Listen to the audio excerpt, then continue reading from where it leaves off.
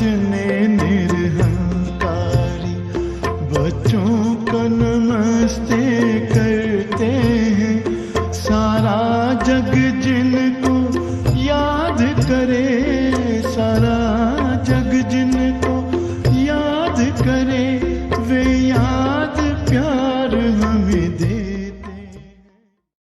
ओम शांति। आज का बहुत सुंदर विषय है निरअहंकारी स्थिति। निरअहंकारी स्थिति, इसके ऊपर थोड़ी सी हम चर्चा करेंगे, क्योंकि हमारा लक्ष्य है बाप समान बनना।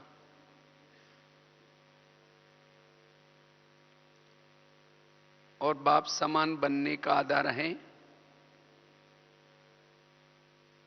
निरअहंकारी स्थिति।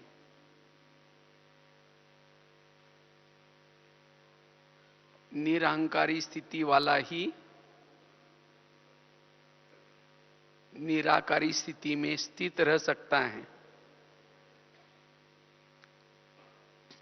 हमारा ये भी लक्ष्य है बाप समान बनना, अर्थात निराकारी स्थिति का अनुभव करना। क्योंकि निराकारी स्थिति से ही बाप के जो गुण हैं, बाप सागर है, दया का सागर, शांति का सागर, आनंद का सागर, आपकार पर भी उपकार करने वाला। तो ये सब गुण निराकारी स्थिति से ही हम अनुभव कर सकेंगे।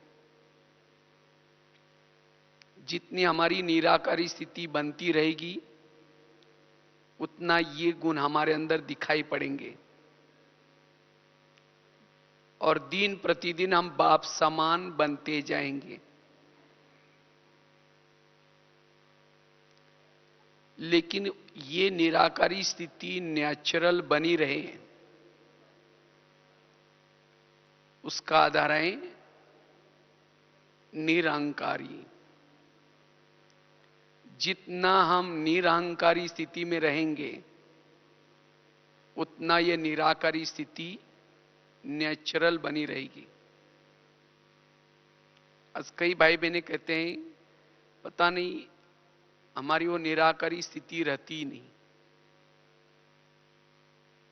अगर निराकारी स्थिति नहीं है, इसका मतलब जरूर मेरे अंदर कोई ना कोई अभिमान है।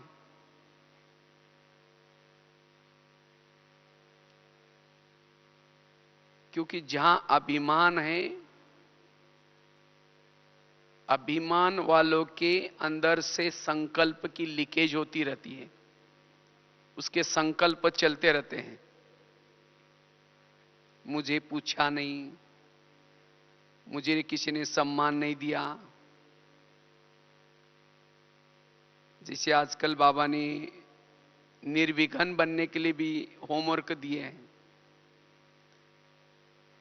वास्तव में विघ्नों का कारण क्या है? विघ्नों का ये भी बहुत बड़ा कारण है अभिमान। और इसलिए कभी कभी आपस में टकराव पैदा होते हैं, जिसे संकल्प विकल्प चलते हैं। इसलिए बाबा कहते बच्चे निरअहंकारी बनो। जितना निरअहंकारी उतना व्यर्थों से मुक्त। निरअहंकारी वाला व्यर्थों से मुक्त बन अपने भ्रुकुटी के सिंहासन के आसन पर स्थित रह सकता है। निरअहंकारी वाला ही अंतर्मुखी बन सकता है, निश्चिंत रह सकता है। अभिमान वालों को कोई ना कोई भय होगा, भ्रम भी होगा, कहीं मेरे साथ ऐसा ना हो जाए, कहीं ये मेरे साथ ऐसा ना करे। इसलिए बाबा कहते बच्चे निरहंकारी बनो। जितना निरहंकारी उतना एकाग्रचित, अंतर्मुखी, एकाग्रचित। और ऐसी आत्मा जो निरहंकारी है, वह अपने साइलेंस की स्थिति में भ्रुकुटी के सिंहासन पर बैठकर निरंतर निराकारी स्थिति का अनुभव कर सकती है। उसको अंदर से भले वो कार्य करेगी, सेवा करेगी, लेकिन उसको कर्तापन का भाव नहीं होगा। कराने वाला करा रहा है। और जिसको अभिमान है, मैंने किया, मैं करता हूं, इसलिए बाबा कहते वर्तमान समय ये निरहंकारी स्थिति बनाना बड़ा जरूरी है। निरहंकारी से ही हम निराकारी स्थिति में रहेंगे और जो भी हमारा जन्म जन्मांतर का जो बोझ है उसको हल्का कर सकेंगे।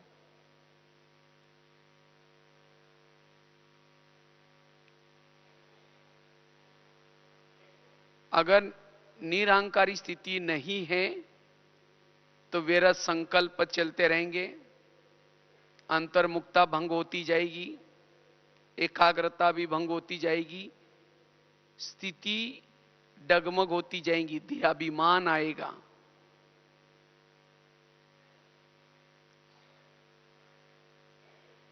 इसे आपस में टकराव बिखराव चलता रहेगा। और जिसके अंदर अभिमान आता है, लगता है कि मैं बहुत कुछ करता हूं, मैं ही करता हूं, उसको अभिमान वाला व्यक्ति दूसरे से सीख नहीं सकता, उसका सीखना भी बंद हो जाता है। उसको लगता है कि मैं ही सब कुछ समझ लिया, मैं ही सब कुछ जान लिया। इसलिए बाबा कहते बच्चे निरहंकारी बनो। वैसे ही कहा जाता है विद्या विनयन शोभते। जितना हमारे अंदर ज्ञान आता जाएगा, हमने ज्ञान को समझते रहेंगे, आगे बढ़ते जाएंगे, पुरुषार्थ बढ़ता जाएगा, उतना विनम्रता आए। अगर मेरी विनम्रता कहीं खत्म होती जा रहे, अभिमान आता जा रहे हैं, तो हम और ही अंधकार में जा रहे हैं। अभिमान एक प्रकार का अंधकार है। इसलिए हम अपने अंदर चेक करना है, कहीं हमारे अंदर तो ये अभिमान रूपी कीड़ा अंदर खोखला तो नहीं कर रहे हैं। क्योंकि बाबा कहते हैं कई बच्चे करते बहुत है, लेकिन उन बच्चों का जब जमा का खाता देखते हैं खाली है। क्यों? क्योंकि अभिमान रूपी ये कीड़ा उसको खोखला करता जा रहा है। उससे पुण्य भी जमा नहीं होता और बल भी जमा नहीं होता। इसलिए अब हमें निरहंकारी बनना है। निरहंकारी वाला हर जगह पर एडजस्ट होकर के रह सकता है, हर एक के साथ एडजस्ट होकर के रह सकता है, टकराव में नहीं आएगा, विघ्नों में नहीं जाएगा।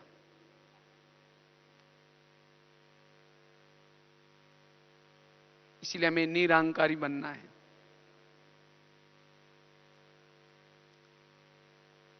निरहंकारी वाला ही भविष्य में राजा बन सकता है।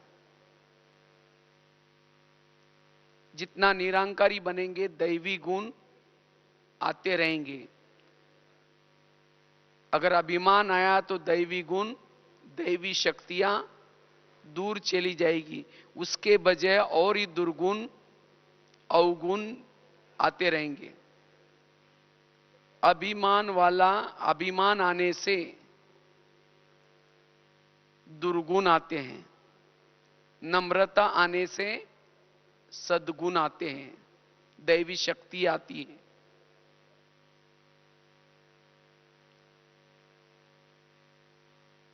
इसलिए हमें निरहंकारी बनना है।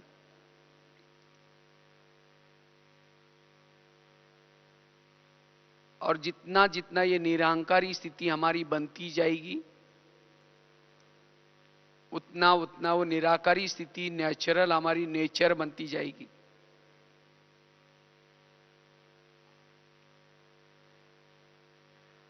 और अगर अभिमान आया, अभिमान वाला कभी बाबा बाबा शब्द नहीं कहेगा, मैं करता रहेगा, मैंने ये किया, मैं अपना ही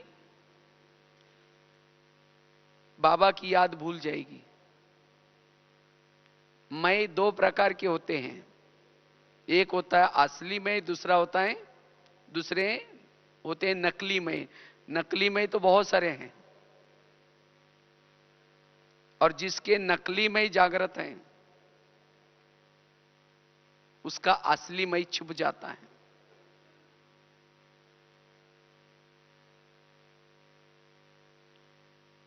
जिसको ही बाबा दूसरे शब्द में कहते देहभान, देहाभिमान, और देहाभिमान होने से व्यर्थ संकल्प चलते हैं।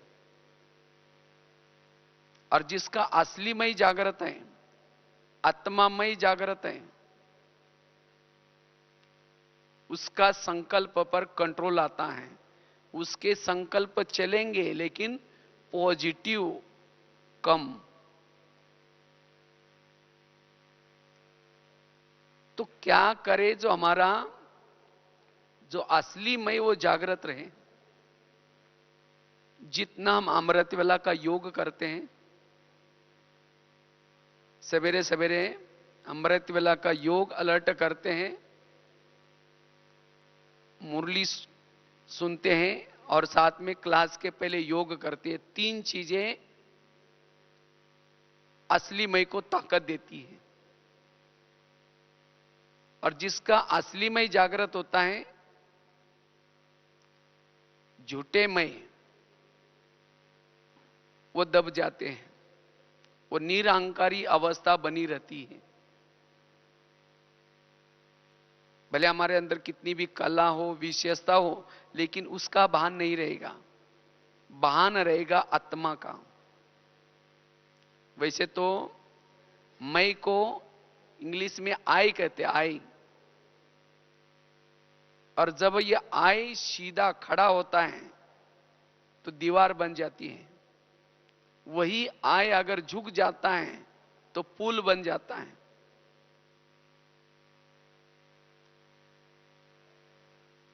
इसलिए हमें पुल का काम करना है, दीवार का काम नहीं करना। एक बार सागर ने नदी को पूछा, आप जब भी आती है हमेशा बड़े बड़े पेड़ों को लाते, घास को क्यों नहीं लाती? तो नदी ने कहा, घास मेरे सामने झुकता है इसीलिए उसको नहीं लाती हूं, लेकिन पेड़ मेरे सामने नहीं झुकता इसीलिए उसको उखाड़ करके लाती हूं। जीवन में जो अकड़ करके चलता है, जो अकड़ करके चलता वो उकड़ जाता है, और जो झुक करके रहता है वो सदा टिक करके रहता है। इसीलिए सदा हमें क्या करना है? झुकना सीखना है। लेकिन झुकता कौन है? जो निरहंकारी है, जो आत्माभिमानी है। नहीं तो कईयों को लगता है मैं क्यों झुकूं, उसको झुकना चाहिए। मैं क्यों ये करूं, उसको झुकना चाहिए। इसलिए बाबा कहते बच्चे निरहंकारी बनो।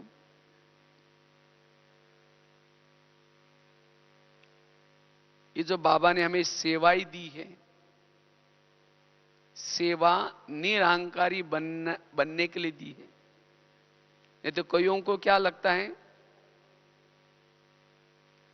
हमारे पोजीशन को देख करके सेवा दी जाए, हमारे थोड़ा ऑक्यूपेशन को देख करके सेवा दी जाए। अगर कोई घर में देखेगा, पड़ोसी देखेंगे ये आश्रम में जाते हैं और पोछा झाड़ू लगाते हैं, तो बहन जी को कहेंगे बहन जी ये काम हम नहीं कर सकते, हमको थोड़ा सा अच्छा काम देना। ये भी क्या है? अभिमान है। इसीलिए बाबा कहते बच्चे कोई भी पोजीशन का कोई भी अभिमान न रहे। मैं से मरना, जब मरेंगे तब जाकर के असली मैं की स्थिति में स्थित रहेंगे। ब्रह्मा बाबा इतनी बड़ी हस्ती, जिनके तन में बाबा आते थे, गोबर के उपले लगाते थे। बाबा को कभी ये नहीं लगा कि अगर कोई देख लेगा तो क्या कहेगा, जिसके ये संस्था के संस्थापक हैं, और फिर भी ऐसा काम करते हैं। नहीं, बाबा निरहंकारी, अभी गीत सुना ना, बाबा कितने निरहंकारी थे, बच्चों को नमस्ते करते हैं। बाबा ने केवल ब्रह्मा बाबा ने नहीं, लेकिन दादियों से भी बाबा ने क्या किया, ये जो सेवाएं दी, किसी को बस को ऑयलिंग करने का, साइकिलिंग रिपेयरिंग करने का, जूता सिलाई करने का भी काम दिया। निर्मल शांता दादी जो ब्रह्मा बाबा की बेटी, उनको जूता चप्पल ठीक करने का काम दिया, चप्पल सिलाई करने का। तो बाबा को कहा बाबा मैं चप्पल कैसे ठीक करूं, सिलाई करूं? तो बाबा ने कहा कि एक मोची जितनी अक्कल नहीं तो आप भविष्य में विश्व राज्य पद कैसे लेगी? तब फिर वो दादी ने वो सेवा ली। तो इस तरह से बाबा ने निरंकारी बनाने के लिए बड़ों से हर प्रकार से सेवा ली। तो इसी तरह हमें भी क्या करना है, यज्ञ की सेवा करने से हमारा अभिमान क्या हो जाएगा, खत्म हो जाएगा। कोई भी प्रकार का हमारे अंदर ये नहीं कि हम ये कैसे सेवा कर सकते हैं। जो मिली सेवा निरंकारी होकर के। एक बार की बात है, एक अमेरिका में एक जॉर्ज वाशिंगटन वहां के राष्ट्रपति थे। तो कई सवेरे सवेरे जा रहे थे, तो इतने में उन्होंने क्या देखा, एक जगह पर एक ट्रक में कुछ सामान चढ़ाया जा रहा था, और उसके जो अधिकारी हैं वो जोर से मजदूरों को कह रहे थे कि और जोर से धक्का लगा दो। बस एक व्यक्ति की ताकत की जरूरत थी वो गठड़ी चढ़ाने के लिए। तो जॉर्ज वाशिंगटन अपना मॉर्निंग वॉक का ड्रेस पहने थे, तो उन्होंने उस अधिकारी को बोला भाई आप भी थोड़ा धक्का लगा दो। तो उस अधिकारी ने क्या बोला, मैं इन लोगों का अधिकारी हूं, इनसे सेवा करा कर लेना मेरा काम है, न कि धक्का लगाना। उस समय जॉर्ज वाशिंगटन गए, उन्होंने जोर से धक्का लगा दिया, वो गठड़ी चढ़ गई, और उन्होंने अपना विजिटिंग कार्ड दिया और कहा कि जब भी मेरी जरूरत पड़ेगी मुझे बुला लेना। तब उस अधिकारी को लगा कि मैं कितना गलत काम कर रहा हूं। तो इसलिए हम अपने अंदर चेक करना है, कहीं हमारे अंदर ये अभिमान का कीड़ा हमें अंदर से खोखला तो नहीं कर रहे हैं। हम जो भी कुछ कमाया है, जो पुण्य जमा किया है, अभिमान के कारण वो पुण्य खत्म हो जाते हैं। क्योंकि अगर अभिमान आएगा, अभिमान वालों की निशानी है, उसको रोब भी आता है, क्रोध भी आता है। अभिमान से छोड़े हुए सब संस्कार जागृत होते हैं। तो सबसे बड़ा विकार है अभिमान। काम क्रोध तो इजी है, पता तो चल जाता है, लेकिन अभिमान का तो पता भी नहीं चलेगा, बड़े रॉयल रूप में आता है। इसलिए अब हम समाप्ति की तरफ जा रहे हैं, संपूर्णता की तरफ जा रहे हैं। तो अगर हमें तीव्र पुरुषार्थी बनना है, उसके लिए निरहंकारी बनना जरूरी है। इसलिए ब्रह्मा बाबा ने जब अंतिम समय शरीर छोड़ा, उसे पूर्व 3 शब्द कह के बाबा चले गए थे। बच्चे, निराकारी बनो, निर्विकारी बनो और निरहंकारी बनो। ये 3 बातें टोटल ज्ञान का सार है। और जितना जितना निरहंकारी, उतना निराकारी स्थिति, उतनी निर्विकारी स्थिति। अगर कोई हमारे अंदर की कोई कमजोरी, कोई संस्कार नहीं बदल रहा है, इसका कारण है निरहंकारी की कमी। इसलिए निरहंकारी बनना है। जितना हम सेवा करते हैं, जितना आगे बढ़ते हैं, ये अभिमान उतना ही साथ चलता है। जितना सेवा करेंगे, जितना आगे बढ़ेंगे, उतना ही अभिमान और साथ चलेगा। इसलिए चेक करना ही कहीं हमारे अंदर वो साथ साथ आकर के कहीं हमें खोखला तो नहीं कर रहे हैं।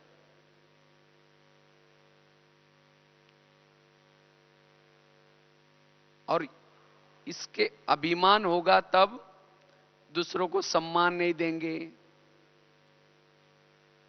खुद के अंदर फीलिंग आएगी, अपमान की फीलिंग आएगी। अगर मुझे कोई भी बात की अपमान की फीलिंग आती है, इसका मतलब मेरे अंदर अभिमान जरूर है।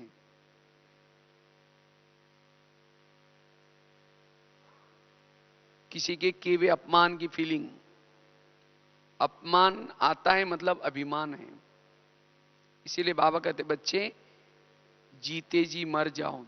दीदी भी हमेशा 3 शब्द कहती थी, मर मर मर, झुक झुक झुक, सीख सीख सीख। मरना सीखो, झुकना सीखो और सभी से सीखना सीखो।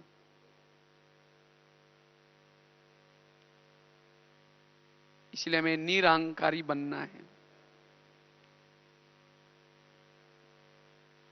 हमारे अंदर जब हम आए थे, हमारे पास कुछ भी नहीं था। जो भी कला या विशेषता बाबा ने दी है, यह प्रभु की देन है।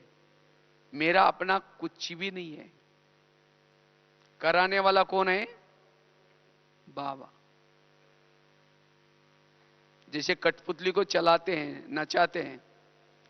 जब कठपुतली को नचाते हैं तो उसको महीन धागे बांधे जाते हैं और कठपुतली डांस करती है। और वो डांस देख करके किसी को अच्छा लगता है, कोई ताली बजाता है, तो वो ताली देख करके कठपुतली को अभिमान आए, मैं बहुत अच्छी डांस कर रही हूं। वास्तव में जो धागे खींचने वाला वो पर्दे के पीछे बैठा रहता है और वहां से क्या करता है, वो धागे चलाता है और उससे कठपुतली डांस करती है। अगर कठपुतली को उसका अभिमान आएगा तो खींचने वाला क्या करेगा? अगर वो खींचेगा नहीं तो वही लटक जाएगी। इसी तरह हम भी सभी कौन हैं? कठपुतली हैं। पर्दे के पीछे परमधाम में बाबा बैठा है और वहां से क्या कर रहे हैं? सभी से सेवा करा रहा है, कार्य करा रहा है। लेकिन कभी हमारे सेवा में वाहवाह होती है, कार्य में वाहवाह होती है, तो हमें क्या लगता है, मैंने बहुत अच्छा किया, मैं बहुत अच्छी करती हूं। अगर मैं करते रहेंगे तो बाबा कहेगा ठीक है, अगली बार तुम ही कर लेना। तो वहां से धागे खींचना क्या कर देगा? बंद कर देगा। अगर बाबा कराना बंद कर देगा तो वही लटक जाएंगे, फिर उन्नति नहीं होगी। इसलिए कोई भी कार्य होने के बाद क्या करो? बाबा ने कराया, बाबा कराता है। जितना बाबा बाबा करते रहेंगे, बाबा यूज करेगा। मैं करते रहेंगे तो बाबा हमें यूज नहीं करेगा।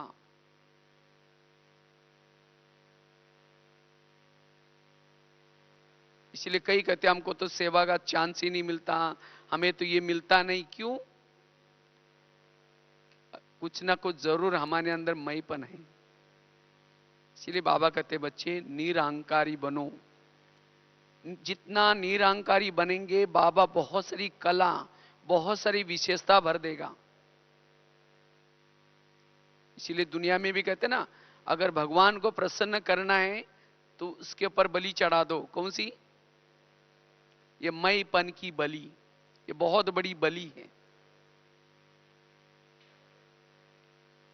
अगर ये मैंपन की बलि चढ़ा देंगे तो भोलानाथ प्रसन्न हो जाएगा। वो हमारे से बहुत सारी सेवा कराएगा और वो सेवा जमा भी होगी। इसलिए वर्तमान समय में निरहंकारी बनना है।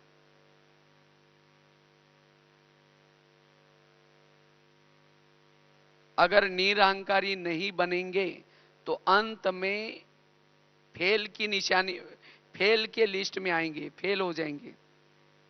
भले हमने यहां बहुत कुछ किया है, सेवा बहुत किया है, लेकिन रिजल्ट आएगा फेल हो जाएंगे।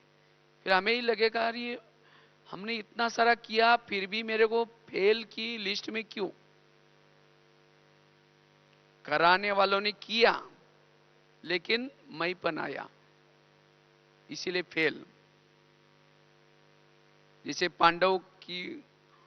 पांडव का दिखाते हैं, जब पांडव बड़े हो गए, पांडव की विजय हो गई और विजय होने के बाद सब पांडव कहां चले गए? पहाड़ी पर। और कहते हैं उस पहाड़ी का नाम था मेरू पर्वत। तो 5 पांडव, द्रौपदी, कुत्ता जब चले गए, लेकिन कहते हैं उस पहाड़ी का एक नियम था, उसी पहाड़ी पर वही चढ़ सकता था जो सत्य है और ईमानदार है। जब जा रहे थे तो सबसे पहले द्रौपदी गिर गई, फिर आगे गए नकुल गिर गया, फिर सहदेव गिर गया, भीम भी गिर गया, अर्जुन भी गिर गया, और लास्ट में कुत्ता और युधिष्ठिर स्वर्ग में चले गए। ये सब वर्तमान संगम में जो भी घटनाएं होते हैं उन सभी का यादगार है। तो हमारी सभी की भी विजय होगी और विजय होने के बाद सब पांडव पहाड़ी पर जाएंगे। पहाड़ी अर्थात माउंट आबू वाली नहीं, परमधाम। ये कैसा है? सीधा इंद्रदेव बाबा ऊपर बैठा है और वहां से हमें स्वर्ग में आना है, उतरना है। लेकिन इस पहाड़ी का नियम है, इसी के ऊपर वही चढ़ सकता है जो सत्य है, ईमानदार है।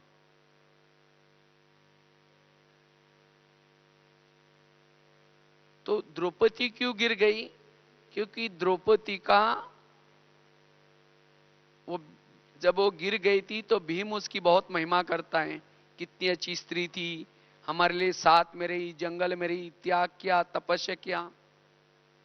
युधिष्ठिर सुनते रहता है और कहा कि उसने सब कुछ किया, त्याग किया, तपस्या किया, घर बार छोड़ा, सब कुछ छोड़ा, लेकिन एक बात नहीं छोड़ी,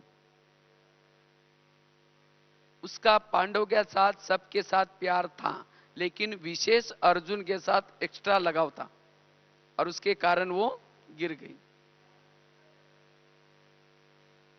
फिर वो तो सब तो चले गए पांडव, क्योंकि उनको जाना था, जिसके साथ लगाव था वो भी चला गया। लेकिन द्रौपदी को रोना आता है, मैंने घर बार छोड़ा, सब कुछ छोड़ा, पांडवों के साथ रहने के लिए छोड़ा, लेकिन क्या करे, जो हो गया वो हो गया। इसी तरह अगर हमारे भी किसी के साथ लगाओ, वो फेल हो जाएंगे।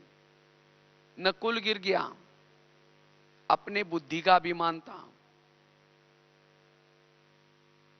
सहदेव गिर गया, अपने सहयोग करने का अभिमान था। भीम गिर गया, अपने गधा युद्ध का मना शक्ति का अभिमान था। अर्जुन गिर गया, तीर चलाने का अभिमान था। और केवल कुत्ता और युधिष्ठिर स्वर्ग में गए। कुत्ता मतलब कोई प्रैक्टिकल कुत्ते की बात नहीं, कहते कुत्ते ने युधिष्ठिर को स्वर्ग में जाने की मदद की, अर्थात युधिष्ठिर में ईमानदारी थी, उसके अंदर कोई अभिमान नहीं था, जोश में नहीं आता था, वो संयमित रहता था। तो इसी तरह अगर हमारे में अंदर भी चाहे बुद्धि का अभिमान है, चाहे कोई यज्ञ सहयोगता का अभिमान है,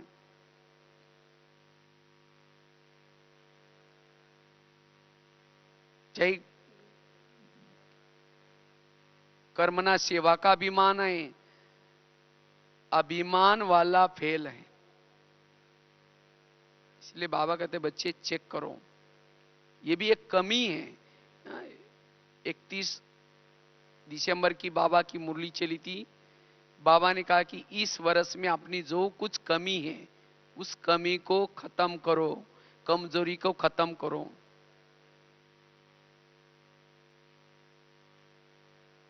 अगर हमारे अंदर कोई भी प्रकार का अभिमान है, अभिमान भी हमें फेल कर देगा। तो इसलिए निरहंकारी बनना आवश्यक है, और जितना निरहंकारी उतना निराकारी, उतना हम सोमान में टिक सकेंगे, स्वधर्म में टिक सकेंगे, व्यर्थों से मुक्त बन सकेंगे, निर्विघ्न बन सकेंगे। विघ्नों का कारण है अभिमान। जैसे और भी एक महाभारत में बहुत सुंदर एक दृष्टांत आता है, जब कौरव और पांडवों का युद्ध होने वाला था, तो उसी समय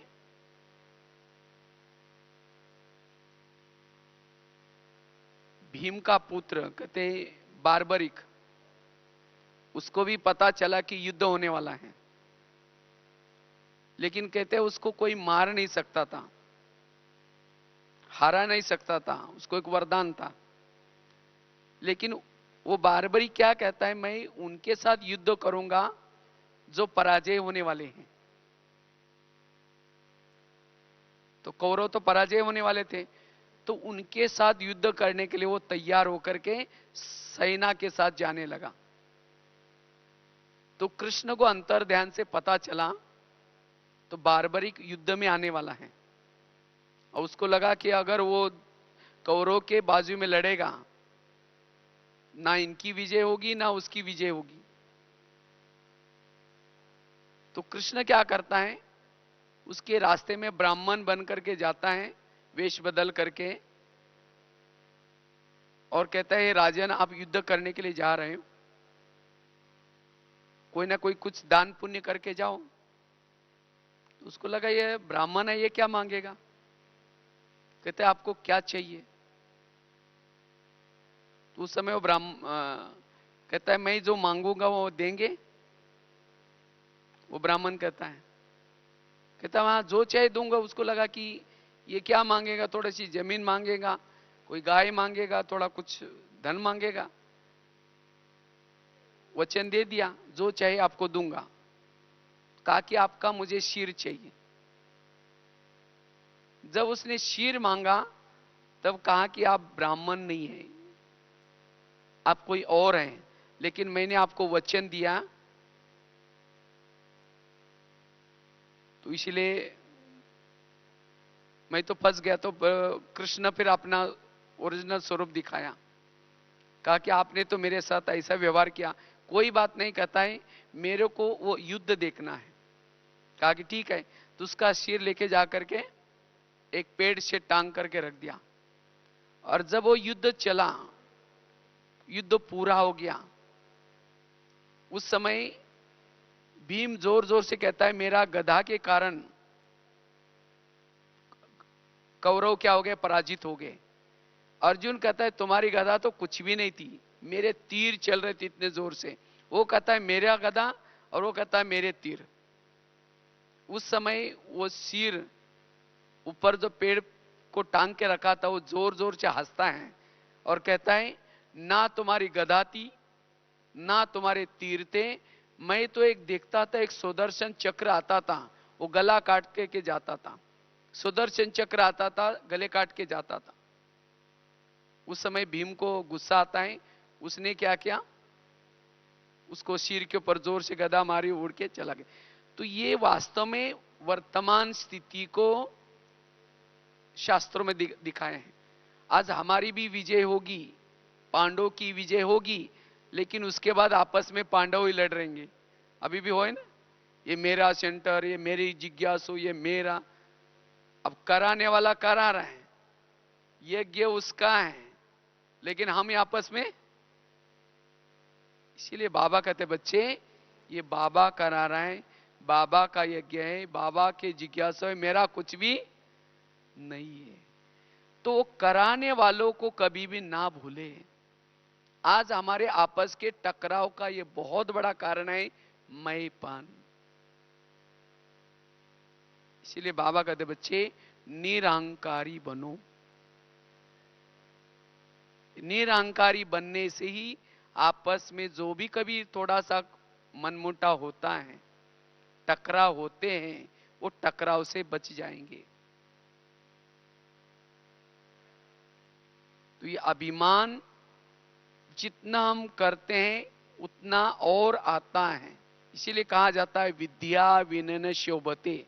जिसने इस ज्ञान को समझ लिया, योग को समझ लिया, सेवा को समझ लिया, उसके अंदर विनम्रता आएगी।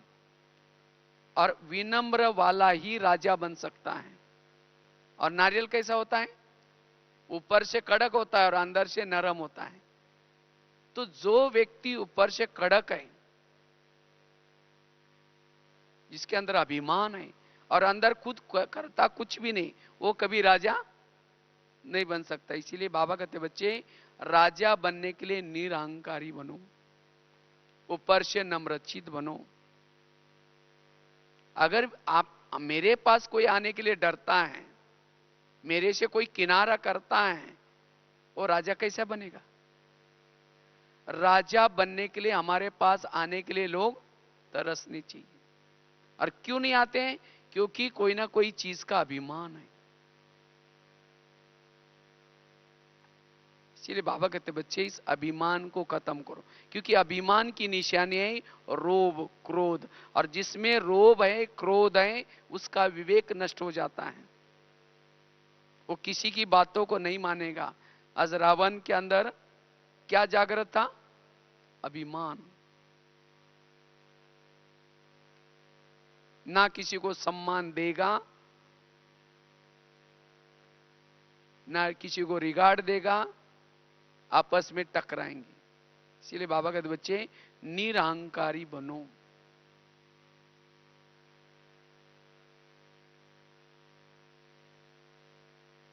तब जाकर के राजा बनेंगे। तो निरहंकारी स्थिति ही हमें अशरीरी की अनुभूति कराएगी, बाप समान की अनुभूति कराएगी। इसलिए कराने वाला बाबा है। जो टाटा बिरला शरीर छोड़ा, और शरीर छोड़ने के बाद जो ऊपर गया, तो पूछा कि भाई धर्मराज को कि मेरा पद क्या है? कहता है आपने क्या करके आए? तो उसको तो ये लगा कि अरे मेरे को तो बच्चा बच्चा जानता है टाटा बिरला ने क्या क्या नहीं किया। तो कहा कि नहीं, आपका तो कुछ खाते में जमा कुछ है ही नहीं। नहीं कहा कि मैंने बहुत कुछ करके आए। तो कहा कि क्या क्या करके आए? मैंने मंदिर बनाया, धर्मशाला खोली, ये खोला। तो चित्रगुप्त ने कहा कि आपने मंदिर बनाया था लक्ष्मी नारायण का, नाम लिख दिया बिरला मंदिर, नाम हो गया, आपका काम भी पूरा हो गया। इसी तरह बाबा कहते बच्चे, अगर हम भी कुछ सेवा किया उसके अंदर नाम हो गया, हाँ, तो उसका पुण्य नहीं होगा। इसीलिए कहते हैं ना, गुप्त दान महापुण्य। जड़ें हमेशा पेड़ गुप्त रहती हैं। अगर पेड़ों की जड़ें कहें कि लोग तो फलों को देख रहे हैं, पेड़ को देखते हैं, मुझे कोई पूछता ही नहीं, मैं थोड़ा सा ऊपर आकर के देखती हूं, अगर जड़ें ऊपर आ जाएगी तो क्या हो जाएगा, पेड़ गिर जाएगा। इसी तरह हम सभी जड़ें हैं। मम्मा देखो कितना गुप्त रही, जितना संगम युग में गुप्त रही, पूरा कल्प में क्या थी, प्रत्यक्ष। और जो संगम युग में प्रत्यक्ष हो जाते हैं, पूरा कल्प में गुप्त हो जाएंगे। इसलिए बाबा कहते बच्चे, निरहंकारी बन करके सेवा करनी है। और ये निरहंकारी स्थिति हमें बाप समान बनाएंगी, क्योंकि अभिमान कभी छिप नहीं सकता। अगर अभिमान है कोई कला का, विशेषता का, वो छिप नहीं सकता, कहीं ना कहीं उभर आएगा, क्रोध के रूप में आएगा। मैं इतना करता हूं, मैं ये करता हूं, तो भी मेरी कोई कदर नहीं है, वो टकराव में आएगा, क्रोध आएगा। इसका मतलब कर्तापन का भावना है, अभिमान है। एक मूर्तिकार था, बहुत अच्छी मूर्तियां बनाता था। तो उसको लगा कि अब मेरा मरने का समय आ गया, अब क्या करें। तो उसको लगता है कि अब मैं यमदूत को भी क्या करूंगा, थोड़ा सा बुद्धू बनाऊंगा। उसने बहुत सारी मूर्तियां बनाई, अपने जैसी मूर्तियां बनाई, खुद के जैसी, और रख दिया, और खुद उसके अंदर छिप गया, मतलब वो भी मूर्ति बन गया जैसे। अब यमदूत तक उसका समय था शरीर छोड़ने का, वो समय आ गया। अब देखने लगा इसके जैसे सब है, अब क्या, किसको समझे कि असली व्यक्ति कौन है। अगर ये मूर्तियों को तोड़ेंगे तो इस कला का तो अपमान हो जाएगा, अब लेके तो जाना है, नहीं तो नियम के विरुद्ध हो जाएगा। आखिरकार एक यमदूत को युक्ति सूची, उसने क्या किया, उनको पता था कि व्यक्ति के अंदर अभिमान होता है कला का, तो वो जोर से कहता है, देखो इस व्यक्ति ने कितनी अच्छी मूर्तियां बनाई, लेकिन इसके अंदर एक कमी रह गई। अगर ये कमी अच्छा करता तो कितना अच्छा होता। इतने में वो क्या होता है, उसको अभिमान आ गया, मैं तो सारे दुनिया में फेमस है, मेरी कोई त्रुटि नहीं निकल सकता। वो उठ करके कहता है, कौन सी त्रुटि है। तब वो समझ ले कि ये असली व्यक्ति है, उसको पकड़ करके लेके गया हूं। तो इसी तरह अगर कोई चीज का अभिमान है, वो क्रोध से, रोब से वो पता चल जाएगा। और जो निरंकारी है वो करेगा, और उसके बाद बाबा के ऊपर, जैसे एक के सामने, एक के अगर सामने जीरो लगाऊं, पहले जीरो फिर बाद में एक, तो कितना बन जाएगा, एक करके फिर जीरो लगाऊं, 10 हो जाएगा। और पहले जीरो फिर बाद में, माना पहले एक उसके बाद जीरो, तो कितना हो जाता है, उसकी कोई वैल्यू नहीं होती। पहले मैं फिर बाबा, कोई वैल्यू नहीं।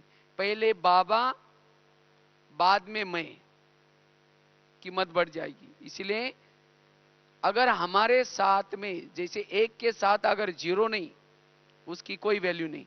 इसी तरह अगर हमारे साथ में बाबा नहीं है तो हमारी कोई वैल्यू नहीं है। जितना बाबा बाबा करते रहेंगे हमारी वैल्यू बढ़ती जाएगी, उतना हमारे अंदर ताकत आती जाएगी। तो मैं तो कोई एक सेंटर पर गया था, तो मैंने देखा वहां हर चीज में वो बाबा कहते, कहते बाबा का घर देखने के लिए आपको चलना है। मुझे लगा कोई सेंटर होगा, तो देखा उसके लौकिक घर को भी क्या कहते वो, ये बाबा का घर है, ये बाबा की गाड़ी है, ये बाबा का ये है, खेती है, ये बाबा का है। तो हर चीज में बाबा। इसीलिए बाबा कहते बच्चे हम जो कुछ करते हैं ये दरिया में खसखस है, लेकिन कभी कभी हम जो कुछ करते हैं हमें लगता है मैं बहुत कुछ करता हूं। एक कुएं के पास एक राजहंस आकर के बैठ गया, तो नीचे से मेंढक बोलता है अब राजाओं जी कहाँ रहते हो? तो कहता है मैं तो एक मान सरोवर में रहता हूं। तो कहता है ये मानसरोवर कहाँ है? कहता है ये कुएं से बड़ा है क्या? कहता हाँ कुएं से बड़ा है। बोला ये हो ही नहीं सकता, क्योंकि मेंढक कुएं से बाहर कभी गया ही नहीं, उसको लगा ये कुआं ही मेरा इस दुनिया में सबसे बड़ा स्थान है। तब वो राजहंस कहता है कि नहीं, दुनिया में तो बहुत बड़े तालाब होते हैं, इसे भी बड़े बड़े काफी का सारे ये होता है, आपने तो कभी गया ही नहीं। तो इसी तरह हम जो कुछ जिस स्थान पर कुछ करते हैं हमें लगता है हम बहुत कुछ कर रहे हैं, लेकिन जब हम बेहद में आकर के देखेंगे तो उस बेहद के दृष्टि से हम तो कुछ भी नहीं है। इसीलिए बाबा कहते बच्चे हमें कभी भी अपने कर्तापन का भान न रहे, जो कुछ करे दरिया में खसखस है। उस बाबा का धन्यवाद जिसने हमारा कुछ स्वीकार कर रहे हैं। इसीलिए बाबा कहते बच्चे निरहंकारी बन करके हमें क्या करना है? बाबा कराता है, बाबा ने कराया। अगर ये हमारी स्थिति है तब हम निरहंकारी है, निर्विघ्न है, व्यर्थों से मुक्त है।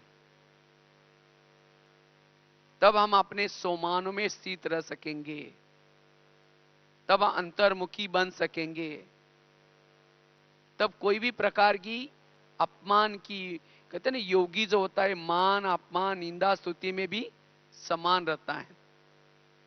लेकिन आज हमारी वो स्थिति कभी डगमग हो जाती है, कभी संकल्प विकल्प चलते हैं। उसका कारण है कोई ना कोई चीज का अभिमान, कोई कला का अभिमान या कोई विशेषता का अभिमान। इसलिए वो बाबा ने मुझे दी है और सेवा के लिए दी है, मेरा तो कुछ भी नहीं है। और ये समझ करके हम यूज करेंगे, बाबा उस कला के अंदर और बल भरेगा और वो कला बढ़ जाएगी और इससे हम अपना पुण्य जमा कर सकेंगे, निर्विघ्न स्थिति बना पाएंगे।